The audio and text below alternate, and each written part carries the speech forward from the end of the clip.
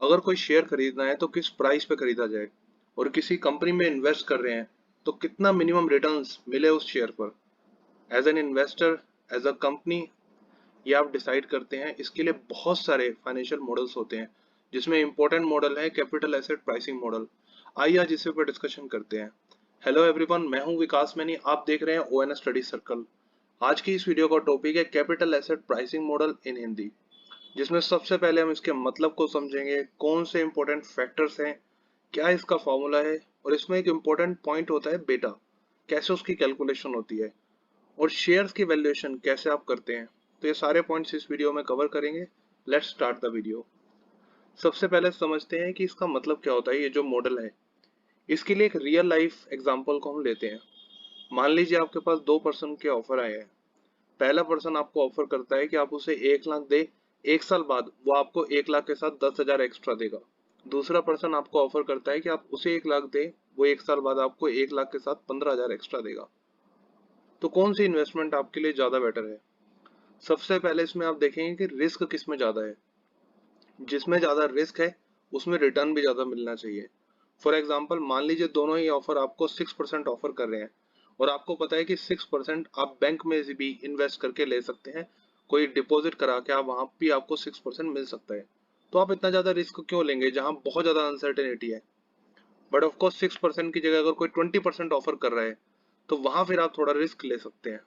तो that means maximum risk तो maximum return.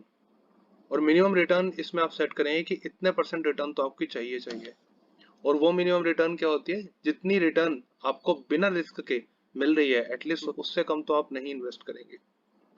Share holders की अगर हम बात करें, उनके लिए क्या होता है? उन्होंने अपना पैसा बिजनेस में लगाया हुआ है, तो हम कह सकते हैं कि उनकी कैपिटल इन्वेस्टेड है बिजनेस में, जो उनके एसेट है। बट किस प्राइस पे वो डिसाइड करें कि इन्हें शेयर खरीदना चाहिए या नहीं, वो बेसिकली इस मॉडल के अकॉर्डिंग डिसाइड करते हैं कि फ्यूचर प्रॉफिटेबिलिटी कितनी हो रही है, उससे वो प्राइस डिसाइड करते हैं।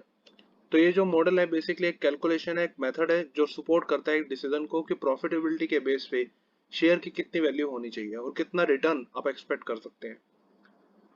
अगला इसमें पॉइंट हो सकता है कि इंपॉर्टेंट फैक्टर्स क्या होते हैं इस मॉडल के।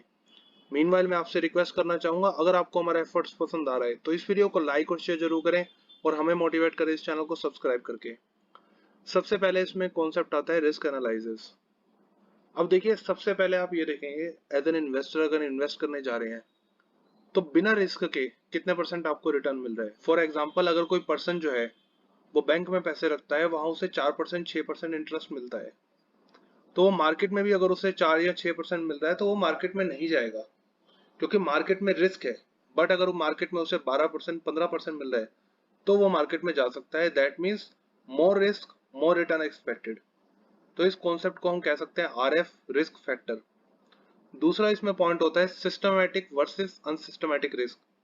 इसका मतलब क्या है?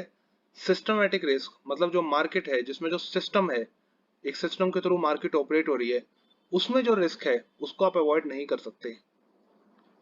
बट जो अनसिस्टमैटिक रिस्क है उसको आप मैनेज कर सकते हैं डाइवर्सिफिकेशन के थ्रू। ये क्या मतलब है इसका? फॉर एग्जाम्पल, एक कंपनी में आप इन्वेस्ट कर रहे हैं सारा का सारा पैसा। हो सकता है वो कंपनी मार्केट में जो फ्लक्चुएशन है उससे बहुत ज्यादा फ्लक्चुएशन होती है उस कंपनी में, तो आप अपने रिस्क को मिटिगेट कर सकते हैं, कम कर सकते हैं अलग अलग कंपनीज में अपनी इन्वेस्टमेंट करके, जिसे हम कहते हैं इन्वेस्टमेंट या फिर पोर्टफोलियो मैनेजमेंट। तो दैट मीन्स ये मार्केट की गलती नहीं है। तो ये अनसिस्टमेटिक रिस्क है जिसको अवॉइड किया सकता है। कि हो सकता है कि सारा पैसा अगर एक कंपनी में लगा दिया, उस कंपनी में लॉस हो रहा है तो बहुत ज्यादा आपका लॉस होगा। बट अगर आपने पैसा अलग अलग जगह लगाया हुआ है तो आपका लॉस नहीं होगा। एक कंपनी में अगर लॉस होगा, दूसरी में प्रॉफिट होगा। तो ये अनसिस्टमेटिक रिस्क होता है। सिस्टमेटिक रिस्क मतलब कोई स्पेशल सिचुएशन है जिससे ओवरऑल पूरी मार्केट, पूरी इंडस्ट्री में इम्पैक्ट हुआ, तो उसको कंट्रोल नहीं किया जा सकता, और ये जो रिस्क है इसी के लिए आपको ज्यादा रिटर्न मार्केट ऑफर करता है। अब इसमें एक कॉन्सेप्ट होता है बेटा। इसका मतलब क्या है? इसका मतलब यह है, फॉर एग्जाम्पल, जैसे अगर हम बात करें मार्केट की, मार्केट अप होती है, मार्केट डाउन होती है। बट ऐसा नहीं है जितनी भी कंपनीज है उस पर्टिकुलर मार्केट में वो सारी उसी हिसाब से अप डाउन करें। हो सकता है कुछ कंपनियां अच्छा परफॉर्म कर रही हो, कुछ कंपनियां थोड़ा डाउन परफॉर्म कर रही हो, तो उनका ऑन एन एवरेज हम मार्केट के फ्लक्चुएशन को देखते हैं। तो जो अच्छा परफॉर्म कर रही है उनका बेटा जो है वो थोड़ा कम हो सकता है, जो थोड़ा डाउन परफॉर्म कर रही है उनका बेटा ज्यादा हो सकता है। दैट मीन्स अगर 1% से मार्केट अप हो रही है या फिर डाउन हो रही है, तो बेटा के केस में क्या हो सकता है कि एक पर्टिकुलर कंपनी 1.2% से अप या डाउन हो, तो इसे कहते हैं बेटा। अगला इसमें ये हो सकता है कि इसके फॉर्मूले को एक्सप्लेन करें। सबसे पहले इसमें हम निकालते हैं कॉस्ट ऑफ इक्विटी, क्योंकि इसमें जो शेयर्स हैं बेसिकली आप परचेज कर रहे हैं और इससे रिस्क एसोसिएटेड है। बट प्रेफरेंस शेयर की बात करें उसमें तो फिक्स रेट से आपको डिविडेंड मिलता है। तो हम बात करेंगे इसमें कॉस्ट ऑफ इक्विटी की। इसमें आरएफ जो हमने देखा कि मिनिमम इतना रिटर्न तो चाहिए चाहिए। आरएम का मतलब जितना मार्केट ने आपको रिटर्न ऑफर किया है। और दूसरा इसमें फैक्टर है beta, that means market risk, और उस मार्केट में जितनी कंपनीज है उसमें से जिस कंपनी को आपने सिलेक्ट किया गया है उसमें कितना ज्यादा रिस्क है। तो इससे एक फॉर्मूला निकल के आता है कि मिनिमम इतना रिटर्न चाहिए आरएफ प्लस बीटा, मार्केट के फ्लक्चुएशन वर्सेस उस कंपनी के फ्लक्चुएशन को आपने शो किया, उसको आप मल्टीप्लाई करेंगे जो मार्केट ने रेट ऑफर किया है माइनस जो आपको रिटर्न मिनिमम मिलता है। अब मान लीजिए सेफ रिटर्न मिलता है जनरली 6% और मार्केट ऑफर कर रही है 12%। अगर बीटा है 1.2 तो इसका मतलब क्या होगा, मिनिमम इतना तो कहीं भी आपको मिल जाएगा जीरो रिस्क पे। 1.2 मार्केट के फ्लक्चुएशन वर्सेस कंपनी का फ्लक्चुएशन, मतलब मार्केट अगर 1% से अप होती है तो बीटा जो है 1.2% से अप होगा। तो इसलिए बीटा ब्रैकेट में 12% जितना मार्केट ने ऑफर किया है minus 6%।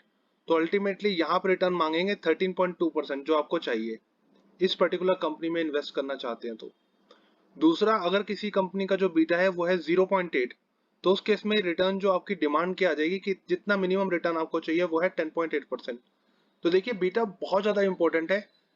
Same case, save return भी सेम है, मार्केट भी सेम ऑफर कर रही है, बट अगर हम देखें रिटर्न्स में जो रिक्वायर्ड रिटर्न है उसमें बहुत ज्यादा डिफरेंस आ गया। तो अब समझते हैं कि जो बीटा है इसकी कैलकुलेशन कैसे होती है। इसके देखिए बहुत सारे तरीके हैं। सबसे पहले इसमें क्या देखना है, आपको देखना है स्पेसिफिक कंपनी फ्लक्चुएशंस, जो कंपनी है वो कितना फ्लक्चुएट करती है in relation to market.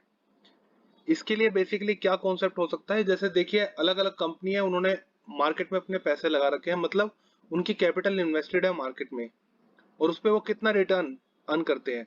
Let's say अगर 100 है तो 10%, 200 है तो 12%, 150 है तो 13%। तो वेटेड एवरेज निकल आएगा मार्केट का 11.89%। अब ये अगर 1% से अप करता है तो ये कितना परसेंट अप या डाउन करेंगे वो आप कैलकुलेट करते हैं बीटा में। बीटा 1.2 इसका मतलब क्या है, जैसे मार्केट 1% से अप या डाउन होता है तो जो कंपनी का शेयर प्राइस है वो 1.2% से अप या डाउन होगा। और इसमें अदर फैक्टर्स को भी आप फोकस कर सकते हैं। पहला स्पेसिफिक इंडस्ट्री, क्योंकि हर इंडस्ट्री के प्रॉफिट लेवल्स अलग अलग होते हैं, तो बेटर है कि आप एक पर्टिकुलर इंडस्ट्री पर फोकस करें। और इसमें यह भी सेग्रीगेट करें कि कोई कंपनी नई है या फिर कोई कंपनी कितने सालों से बिजनेस कर रही है। जो कंपनी काफी सालों से बिजनेस कर रही है वहां स्टेबिलिटी के चांसेस ज्यादा है। जो कंपनी नई है हो सकता है वहां ग्रोथ हो बट वहां लॉसेस के चांसेस भी काफी है। अनदर पॉइंट आप इसमें फोकस कर सकते हैं की कॉम्पिटेंसीज, कि एक कंपनी जो है उसके पास क्या ऐसा स्पेशल है जिसकी वजह से वो अच्छा प्रॉफिट अर्न कर रही है, मार्केट में इंडस्ट्री में बनी हुई है।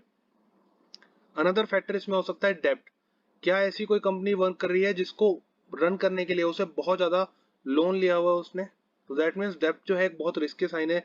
इसके लिए आपको कंपनी के अलग अलग एस्पेक्ट्स को एनालाइज करना होगा, और फाइनेंशियल स्टेटमेंट को एनालाइज करने के लिए बेस्ट मेथड होता है रेशियो एनालिसिस। तो इसके लिए मैं आपको रेफर करूंगा ratio analysis interview questions and answers. इसके 3 पार्ट ऑलरेडी इस चैनल पर अवेलेबल हैं, आप उसे जरूर एक्सेस करें। अनदर पॉइंट इसमें देखा जाता है कि जो वैल्यूएशन ऑफ शेयर्स है वो कैसे आप कैलकुलेट कर सकते हैं रिटर्न के बेस पे। अब देखिए कैपिटल एसेट प्राइसिंग मॉडल, इससे हमारे पास एक रिटर्न आ गई थी कि इतना रिटर्न तो हमें चाहिए।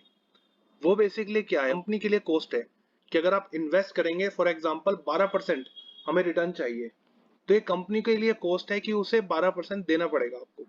और इसमें ये देखें कि प्रॉफिट फॉर इक्विटी क्या होता है, जो भी प्रॉफिट आया उसमें से इंटरेस्ट भी दे दिया और प्रेफरेंस को जो डिविडेंड देना था वो भी दे दिया, तो उसके बाद जो प्रॉफिट बचा वो है प्रॉफिट फॉर इक्विटी। अब मान लीजिए प्रॉफिट फॉर इक्विटी है 100, आपको मिनिमम 12% चाहिए, तो ये 100 जो है ये 12% है, तो 100% कितना होगा, तो इसको आप सिंपली 12% से डिवाइड करें 833.33। और मार्केट अगर इस शेयर के लिए आपको ऑफर कर रहा है कि आप 700 में खरीद ले, तो दैट मीन्स ये अंडर वैल्यू है, आप खरीद लेंगे क्योंकि आपके लिए सस्ता है। 833 है बट आपको 700 में मिल रहा है, बट यही अगर 900 रुपये में मिल रहा है तो ये कहीं ना कहीं ओवर वैल्यू है। इसमें आप देखेंगे कि अलग अलग फैक्टर्स देखेंगे कि आपको खरीदना चाहिए या नहीं। तो इस तरीके से शेयर के प्राइस को आप देख सकते हैं कि अंडर वैल्यू है या ओवर वैल्यू है, using capital asset pricing model. But इसके बहुत सारे मेथड्स होते हैं शेयर्स को वैल्यू करने के लिए, और इसके लिए मैं आपको स्ट्रांगली रिकमेंड करूंगा कि valuation of shares in Hindi, इसमें 2 पार्ट ऑलरेडी इस चैनल पर अवेलेबल है, आप उसको एक्सेस जरूर करें। तो आज की इस वीडियो में हमने समझा कैपिटल एसेट प्राइसिंग मॉडल और इसके कुछ इंपॉर्टेंट एलिमेंट्स को। I hope you like this video, thanks for watching.